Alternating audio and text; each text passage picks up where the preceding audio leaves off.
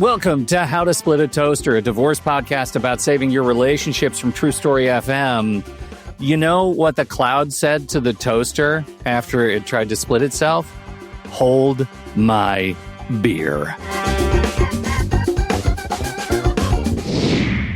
Welcome to the show, everybody. I'm Seth Nelson, and we're telling dad jokes today. No, seriously, I'm here with my good friend, Pete Wright. And today we're actually digging into a topic that most people, not just couples, but even sometimes lawyers, don't think about until it's too late. So we're talking about your digital life, the photos, the passwords, the playlist, and all the smart home devices that don't know you've broken up. So what happens when the person who's used to finishing your sentences still has access to your calendar, or worse, your camera doorbell? From iCloud to Amazon Prime to Alexa, we're exploring how to split the invisible assets you didn't know were even shared. I kind of can't believe that we haven't talked explicitly about this before. I used to actually help people do this, and I know your paralegals have experience with getting in and access to this stuff, but we've never really talked about this on the show. Yeah, and to the opening, right, is most people forget about it. And so it's kind of got to be on the checklist, because so many things are right in front of you that you're dealing with: house, kids, finances, and you kind of forget about the Google Photos or the iCloud or your Amazon accounts or your purchases. So yeah, it's a lot. Like, we think about, I have to get health insurance. I have to undo my car insurance. All those things that were kind of tied to each other. But there is a lot of this going on that people just forget about. And I agree with you. Why haven't we thought of it? Exactly why is because it's always at the bottom of the list. Because nobody thinks about it. We constantly forget about it. And here we go. So common shared digital assets. I mean, I think you started with photos. Like, when we're thinking about not even just the accounts, because I think most people don't think about the accounts first. They think about, oh my God, what about my photos? What am I going to do with my photos? Most people think about photos as in, photo albums. Because a lot of people have their own photos on their own phones, even if there's a shared family account. So you're sharing your photos with others, and then you can kind of unshare. But maybe your spouse took that photo that you love that he shared and you put it in your favorites, but is it going to be gone if they unshare? So, and a lot of this, are you a Google person, an Android, an iCloud, an iPhone? So everybody has their own tech issues that they're going to have to deal with. So first off, most things these days are digital, which makes them easy to digitally copy. So that should just be something you work out early on and say, look, let's accomplish one thing, right? Slightly more difficult, but not terribly difficult, is getting your actual photos, albums, and stuff digitized or copied. And they're still around. Actually, I pass one every night on the way home from work and on the way to work in the morning, a place that will say, bring in your old photos or old beta version of a VHS, like all that old tech, and they convert it to a good old-fashioned PDF or thumb drive or video that they then give you so you have it. So that's a really good thing to do early on. And it's also a potentially nice thing that you can do. You can say, look, this is going to be terrible, but I want to take all of our photos that are in these albums, get them digitized, and we each get a copy of them. Are you okay with that?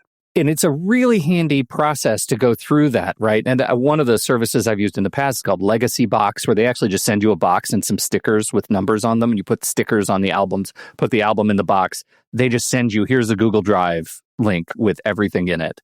videos, photos, whatever you got, and then they send you the box back. As a sidebar, we should be doing that anyway, because if you have old VHS tapes, old DVDs, they're not holding up well if they're just sitting in your closet. Go get them digitized. Like, whether you're divorced or not, please, for the love of everything, go get them digitized. The thing I like about Legacy Box, I'm glad you mentioned that service, is it really prevents anyone from reasonably thinking, that someone can play games, because you're putting it all right there in your home in a box. You're not taking it somewhere and like, oh, don't do this, don't do that. And then it gets shipped off and you say, I want 2 sets, and you're good. Yeah. Here's the trick with the cloud services. And I'll start with iCloud, because, iCloud from Apple, a lot of people with iPhones.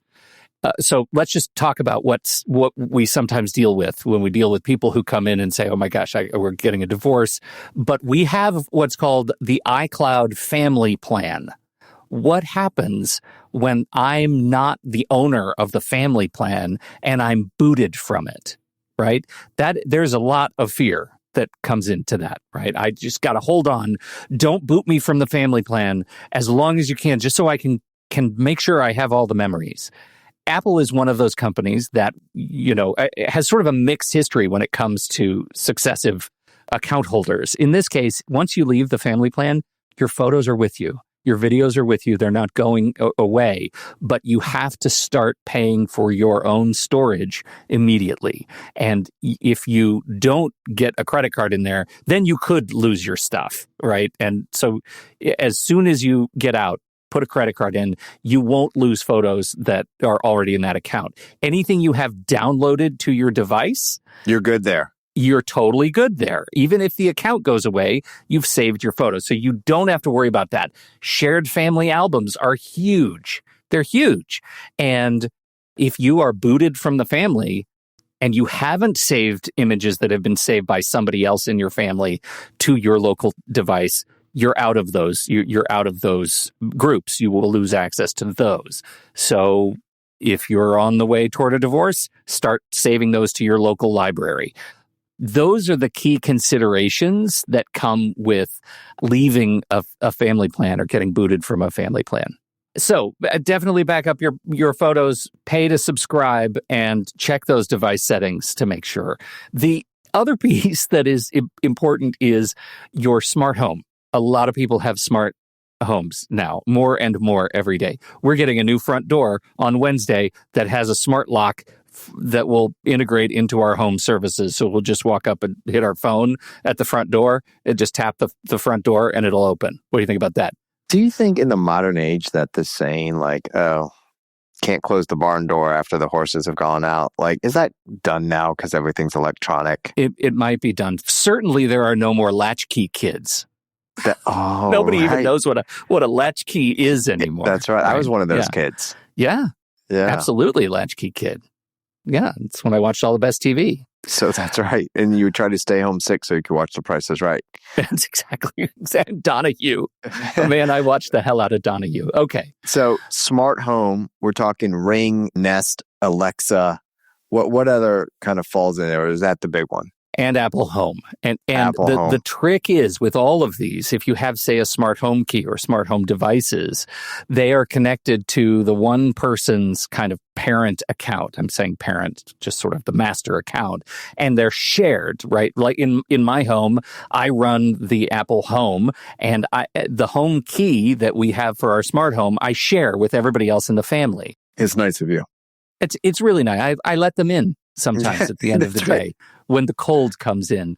And so you have to make sure that between you and your soon-to-be former spouse, go through that with intention. And when the time is right, you know that you are removing access to that home key and maybe don't use it as a weapon.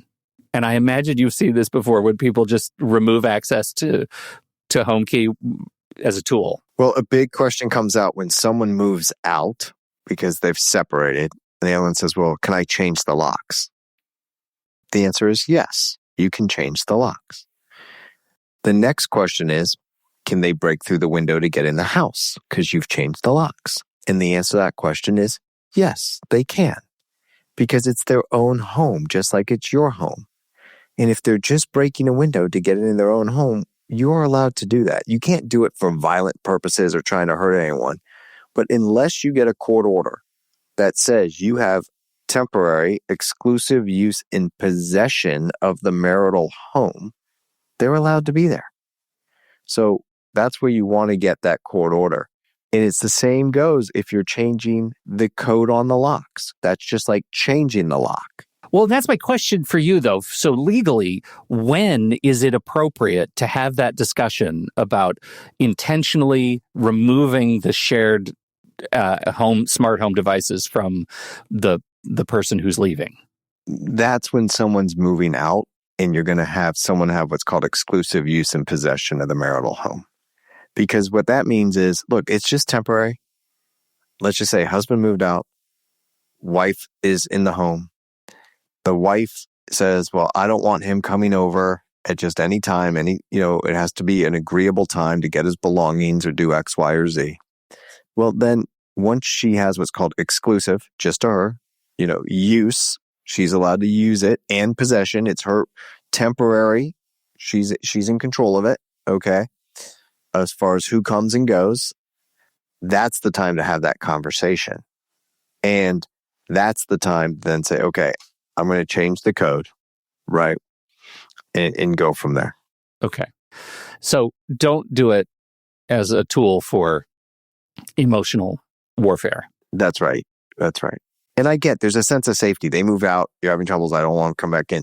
That's your natural, default is I want to change it. Just slow down. Let's get permission from the other side. Hey, Lord, he's moved out. She wants to change it. We're trying to be transparent here. What can we do here? Okay. Other smart location sharing tools. This is one people forget all the time. Are you still shared on your Life 360 account, on your Find My account, right? Can you see each other's locations? Do you run into this as a source of conflict? They actually just typically turn off their sharing. Yeah. So, but it's a good thing as a reminder. Very good thing. And also, I love AirTags on Find My. So, remember where your AirTags are and what you have, because you want to turn everything off, not just your phone. And I'm just going to just use this advice for whatever you will. Good friends divorcing, and it was contentious for a little while, to the point where there was a bad decision made. And that decision was, I don't trust my soon-to-be former spouse. I'm just going to throw an AirTag in the car so I can see where they are. And that's a mistake for so many reasons. But one of the most important ones is that when there is an unknown AirTag traveling with you, it shows up on your iPhone and says, hey, did you know there's a rogue AirTag tracking your location right now? What do you want to do about that? And that can cause all kinds of future conflict. Please don't do that. Including, check your local jurisdiction, stalking. Yeah. Oh, dear. It's a problem. So, no, you should not ever be tracking where anyone is going without their permission. And it is something that comes up time and time again. Okay. Turn off those AirTags. The entertainment services. Do you have any guidance on things like Netflix, Spotify, Disney Plus, those kinds of services? They're streaming services. Yeah. So there's kind of two parts to these streaming services. Is one, people say, well, I need alimony, or on my expenses, I have streaming services. And, this is what we have. That's one kind of financial aspect, which is no problem. You just get your own and you either get alimony for it or you're not, or you cut back on some of your streaming, which I always recommend, by the way. Go through your streaming services, go through your subscriptions. There's really easy ways now to delete those things that you aren't using that I call leakage in your budget. It just, $15 here and $20 here, that adds up real fast. The real issue is if you've downloaded and purchased movies. Yes. That sit there forever, right? Technically, and I've never had anyone really do this, because typically there's like one movie buff not necessarily two, but no one's really brought it up. And depending on the size of the collection, it's not worth kind of arguing about. It's like personal property, but it's an asset. Because if you want that same collection, you're going to have to download it. So you could put it in the schedule of equitable distribution in Florida family law, check your local jurisdiction. But when you start saying, well, okay, how much is it to download? It's $7.99. And then you're going to list how many movies, like before you get there, it's probably not going to be worth what I call the price of admission arguing about. Now, if you're a huge, if you're a big movie buff, like some people that I know that might be on this podcast, they might have thousands of movies downloaded. Well, that's a different story. The trick, as I understand it, and this is how we ran into this during my father's divorce, right? Because he had, or not divorce, death. Oh, God. I know. I was just going to let it go and fix it later, Pete. I should not. We ran into it during when my father died. Services handle these kinds of things differently, right? There are services where you download and they are technically an asset, but my understanding in his case, it was Apple TV movies that he had, quote, purchased, but those were licensed assets. So even though he might have paid $19.99 for them, as long as he wasn't around to watch them and access his own account, he didn't really, those went nowhere. They're gone. Poof. So you have hundreds of movies from Apple or Google Play Store, and they just vanish if you lose access to that account. Is that right? You know more about that than me. I thought that was how it worked. Yeah.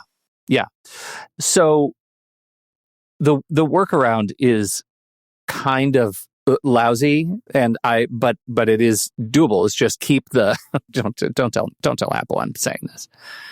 Change the password to something you both know. Both of you create separate Apple accounts, and when you want to watch a movie like on your Apple TV, sign in with the old account and you'll have access to all those movies. As long as you can log into the account, you can keep it. Got it. Yeah. Got it. I don't think they'd like to hear that. But I don't know. Apple, nice people. Maybe they'll care. Sure. That's what I hear. They don't care about the bottom line. Okay. There are services that allow you to download movies and own them, and there are also, I'll leave it at that. So it's fine. You'll be fine. Next, password managers. Do you run into issues with password managers? Yeah, people change them all the time, so you can't get to your bank accounts. And then the lawyer's like, give me the documents. Like, it's a joint account. Okay, well, I can't get them because I can't log in. I'm like, go to the bank. Oh, it's a virtual bank. So yeah, it's a problem. The key here is whenever you're setting up your new account, set up new passwords. I'm a big fan of 1Password. And I love the feature where it will create the password for you and then it saves it so you don't have to memorize it. So you're not using the same password over and over. And if you are using your same go-to password over and over, it kind of tells you like, hey, you got problems. So do that. You can have shared logins, but once again, you're just separating things. So really a password manager issue is tied to obviously whatever service you need the password for. 1Password, you need a password to get into 1Password. So, because that's a service, but then it gives you all the others. So just set up your own 1Password or other password management product and start just creating your new ones when you're opening up your new streaming service or whatever. And also make sure you go into these services once you've set up the password and clean out any old stuff, delete any users you don't want anymore and the like. And also, just as a side note, if you have kids in college, it's really fun to change who has access. Like when you log on to Netflix and you can choose a user, it's fun when they come home and they log on and you just take their name off. Like, they get very annoyed by that. Oh, I thought kids loved that when they feel completely disavowed. That's right. Or you just change the order in their names, It's just, Yeah, it's good. Okay. It's good. One of the features I love so much about 1Password is the family account where you can have multiple sub accounts. This is really useful when you're going through a divorce like this because you can just say, hey, okay, let's just say we have our Bank of America password, right? And that's the joint account. But we know we're going to have to get a new set of accounts under a new username. So you can just duplicate, copy and paste or just duplicate the entry in one password, change the username and password to the new person, and move that into the separate vault. And eventually, when all the passwords are separated into their own vault, you just, again, intentionally, transparently, you say, okay, I'm removing you from the family account. You're going to have to start paying for your own account, but you're going to take all your passwords with you because we've sorted it out. And also on that, seriously consider changing to a new bank. Oh, good point. You might even want to do it with anywhere where you have your money. And if you love your broker, stick with your broker. This has nothing to do, and brokers are usually kind of tighter controls on this than some banks. But what can happen is you can go to the bank and check on your account, or you go to make a deposit. And then they'll say something like, oh, which account do you want to put it into? And you say, well, the one ending in 1234. And they're like, oh, not the one ending in 789. And you're like, no. And they still somehow have you tied to 789, which was your former joint account, which was given to your spouse and your name's been removed. But somewhere in the IT world of the bank, the teller or the person on the phone still thinks you have the right to know what's in there. And you don't. And that can be a problem. And so I don't want anyone to get accused of something that they didn't do because of what a teller might have said or done. So sometimes just starting new financial institutions is a good idea. All right, we've talked about, if it's still your home and you break a window to get in after somebody's changed the locks, you can do that. What are Check your local jurisdiction. Check your local jurisdictions.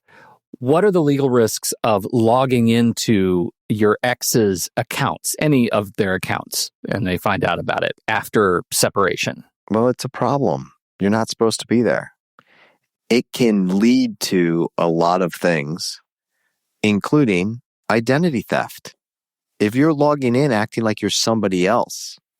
So way back in the day, right, when you would get a fake ID and get somebody else's name on it, you would get in trouble for having a fake ID. Nowadays, you have a fake ID with someone's name on it. It can be identity theft. So it's the same sort of concept here.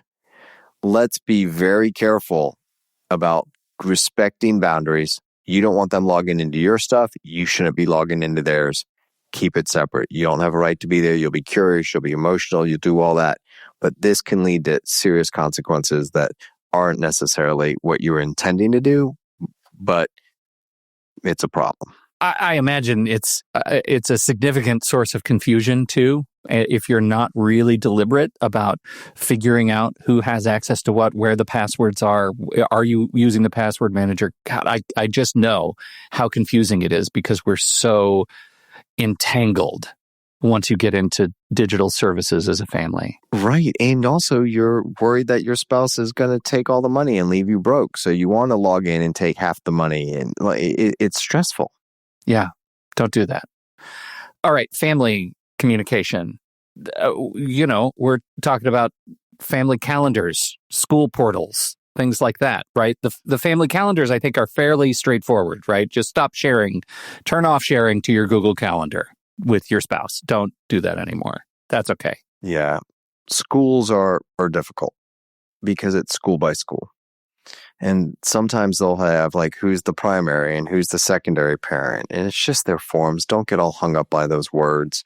Sometimes it's mom, dad, stepdad, stepmom, who can pick up the kids. And you want to put your brother first before your spouse puts their sister. Look, we're just there for the kids. Okay. And schools have gotten much better at this to say, we can send stuff to 2 emails. Everybody has to sign up on their own. They try to put the responsibility back on the parent to say, if you guys are divorced, that's fine. You each have to fill out the forms. We'll send it to each of you. Sometimes it's on one account that then goes to 2 emails. So really sit down with your school to figure out what their policies and procedures are. Don't try and just do it on your own. In a lot of our parenting plans, we will suggest the drafting of each parent is responsible for getting all the information directly from the school. The same with medical providers. Huge. Now, with medical providers, it's also typical to say in those forms, you must put down the other parent as a contact in their stuff to get information. Because how does the parent know to get the information from the medical provider if, one, you don't tell them you went to the medical provider, right? And two, they can't have their name on it. Because if they just call up, the medical provider is not going to say, well, yeah, I just believe you're the dad. Like, you got to have your stuff on there. So be very careful with schools and medical providers. Okay. Do you ever find yourself in a position to include some of the things we've been talking about, right? Digital assets, digital asset management, access clauses, and things like that in divorce agreements? Yeah, kind of the things we just kind of went through, that you have to make sure the other person knows, make sure their other person is on the contact, their email, their phone number, text messages, and they do the same for you. But you both should be able to get access to all those documents directly without going through the other person. That's the key. But when you're signing them up, camp, it's so easy to be rushing through camp and be like, oh yeah, whatever, it's my week, I'll put my name on it. Like, no, everybody's name. Okay. In terms of securing yourself going forward, I'll riff on your idea of switching banks. I think that is such a great concept, and you may want to consider, rather than separating all your stuff, because you both have iCloud or Google accounts, maybe you want to set up a new Gmail address. Maybe you want to just start from scratch to make sure that you see where that line is between the family self that was you and the new individual digital identity. Thoughts? I think it's a great idea. I think just starting fresh, get a new email account. And actually, a lot of our accounts have our names on them, right? Our personal accounts. And there's more and more coming out that says you shouldn't have anything personally identifiable information, right? In even your email account. So you don't want it to be, your first name, middle initial, last name at whatever, at Gmail. You don't want it to be your first initial, last name. Like they're saying, make something up, because any bit of information out there, especially they're saying now with AI, they can try to search it and come up with different things with large language models. What would you add to this to get access? Like, it's just so much is out there. So, start something fresh. Have you done that? Do you have yours yet? I do. Have you figured out what yours is? I do. I'm not telling you. crystalsparkles@gmail.com. Like I said, I can neither confirm nor deny. I'd like to plead my 5th, 6th, and 14th Amendments. I think somebody said that recently. Anyhow, Yes. Okay. Very, very useful. Two-factor authentication. This is really important, two-factor. And I'll leave this because I know we're kind of winding up. But two-factor, I know, is annoying. The number of people that I've talked to who hate two-factor authentication, or passcodes, or passkeys, I should say. These are the tools that force you to log in with something else besides just the password. But if you have the option to turn that on for these services for your account, turn that on, because that means that unless the person trying to access your account has your phone with them, they will not be able to access that account. It's another level of protection. Duo is great, which is a push notification where, hey, you just hit yes, accept. And it's on a lot of things now. It's on when you're making payments, you can do a Duo. Like, hey, did you just make this payment? Yes. Logging in, yes. It's a great app as well. And I should say 1Password manages two-factor authentication, one-time passwords, passkeys.